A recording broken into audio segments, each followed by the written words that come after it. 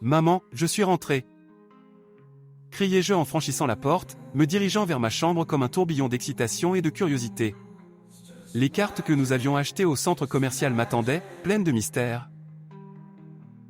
Des mains tremblantes, je dénouai les lacets de la vieille mallette, et ce faisant, des nuages de poussière en sortirent, révélant des toiles d'araignée cachées depuis longtemps. En l'ouvrant, un œil dessiné sur le couvercle prit vie.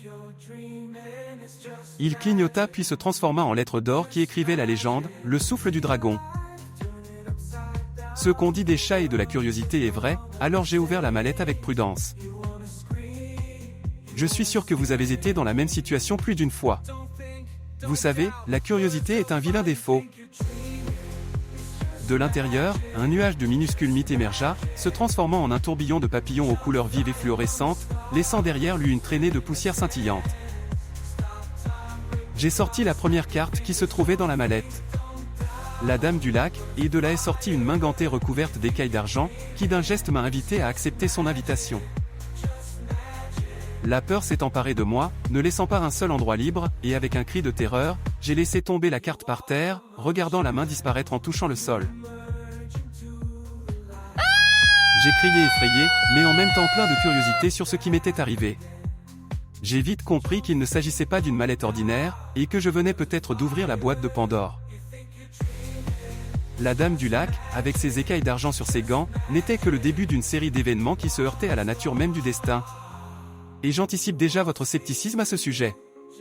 Vous n'arrêtez pas de dire que c'était un fantasme très vivant à l'intérieur de ma psyché, luttant pour ne pas se briser en morceaux, s'accrochant à l'enfance parce que je ne rentre pas dans les paramètres sociaux de quelqu'un de mon âge, ou acceptant que son précieux intellect lui pèse, le reléguant de la réalité. Qu'est-ce qui se passe, mon fils?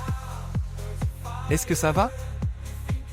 Demanda maman en entrant précipitamment dans ma chambre avec inquiétude.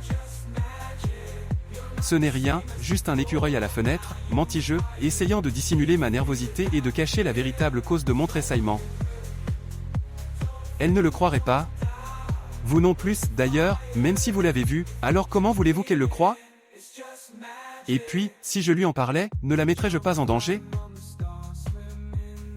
Alec, arrête de faire l'idiot et donne-moi ces vêtements à laver, dit-elle d'un ton pratique en ramassant les vêtements, et prépare-toi pour la douche, je vais t'aider, conclut-elle d'une voix qui contrastait avec la magie qu'elle venait de vivre.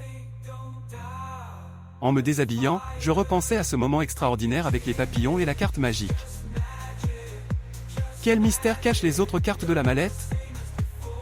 Auront-elles un rapport avec ces sensations étranges et ces rêves que j'ai faits récemment?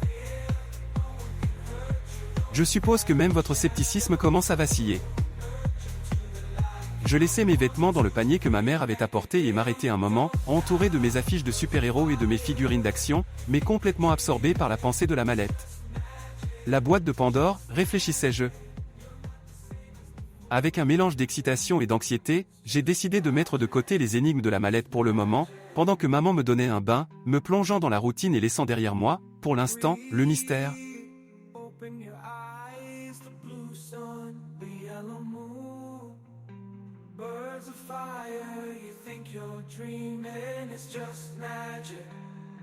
Just magic to your life, turn it upside down. Your world is no longer the same. You wanna scream, you wanna escape. Don't think, don't doubt. Birds of fire, you think you're dreaming. It's just magic.